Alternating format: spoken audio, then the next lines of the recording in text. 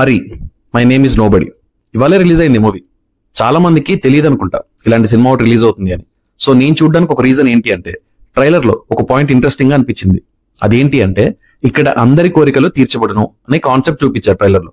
So ఏదో కొత్తగా ఉంటుంది అనిపించింది, అందుకే సాహసం చేయాల్సి వచ్చింది. మరేంటి ఈ సినిమా, అందులో ఏముంది, అసలు ఎలా ఉంది, ఇలాంటి పాయింట్స్ అన్ని ఇన్ డెప్త్ రివ్యూలో మాట్లాడుకుందాం. దానికన్నా ముందు మన ఛానల్ ని ఇంకా సబ్స్క్రైబ్ చేసుకోకపోతే ఇప్పుడే సబ్స్క్రైబ్ చేసుకోండి. Thank you.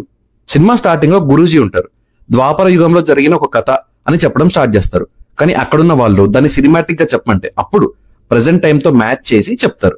సో ఈ మూవీ బేస్ అయిన పాయింట్ ఏంటి అంటే, అరిషడ్ వర్గాలు అంటే మనలో ఉండే 6 టైప్స్ ఆఫ్ బ్యాడ్ క్వాలిటీస్ ని ఎలా కంట్రోల్లో పెట్టుకోవాలి, అవి ఎక్కువ అయితే జరిగే సిచ్యువేషన్స్ ఏంటి, ప్రాబ్లమ్స్ ఏంటి అనేది ఉంటుంది మూవీలో.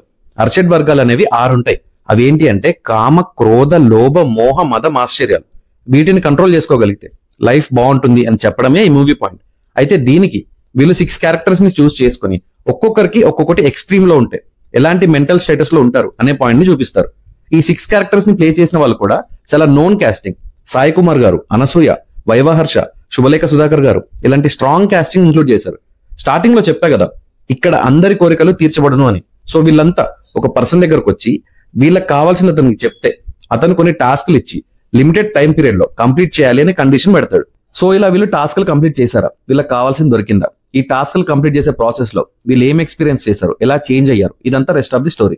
యాక్చువల్లీ వీళ్ళు అనుకున్న పాయింట్ బాగానే ఉంది, కానీ దానికి రాసుకున్న రైటింగ్ బాలేదు. క్యారెక్టర్స్ అండ్ వాటికున్న ప్రాబ్లమ్స్ ని ఇంకా బెటర్ వేలో రాసుకుంటే బాగుండేది, కొంచెం రీజనబుల్ గా ఉండేది. అన్ని సిల్లీ రీజన్స్, అన్నెసెసరీ రీజన్స్ తప్ప కొంచెం కూడా కన్విన్సింగ్ గా లేదు.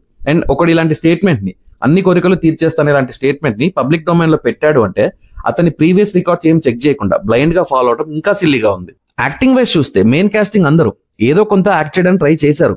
అయితే వీళ్ళందరికీ టాస్క్లు ఇచ్చి ఇంకో మెయిన్ క్యారెక్టర్ ఉంది మూవీలో, అది ప్లే చేసింది వినోద్ వర్మ అంట, గూగుల్లో ఉంది.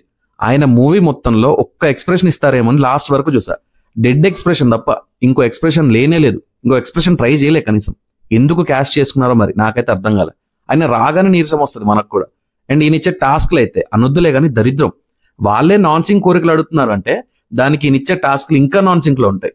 కొంచెం రీజనబుల్ గా ఉంటే బాగుండేది. రైటింగ్ చాలా పూర్గా ఉంది. ఫస్ట్ హాఫ్ అయితే వద్దు అన్న వచ్చింది నిద్ర, ఎంత ఆపుకున్నా అవ్వాల.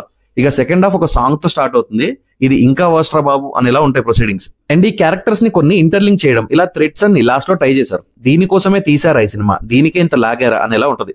ఇలాంటి సినిమాల్లో భలే ఉంటది క్లైమాక్స్, అందరికీ ఒక్కసారి జ్ఞానోదయం అయిపోద్ది. అదేంటో మీకు వచ్చింది, మీకు నచ్చింది రాసి అందులో మైథాలజీ ఇరికించొద్దు.